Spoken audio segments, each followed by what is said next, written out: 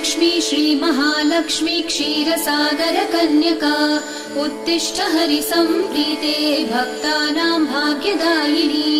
श्रीलक्ष्मी श्रीमहालक्ष्मी क्षीरसागरकन्यका उत्तिष्ठ हरिसम्प्रीते भक्तानां भाग्यदायिनी। उत्तिष्ठोत्तिष्ठ श्रीलक्ष्मी विष्णुवक्षस्थलालये उत्तिष्ठ करुणापूर्णे लोकानां शुभदायिनी। उत्तिष्ठोत्तिष्ठ श्रीलक्ष्मी विष्णुवक्षस्थलालये उत्तिष्ठ करुणापूर्णे लोकानां शुभदायिनी।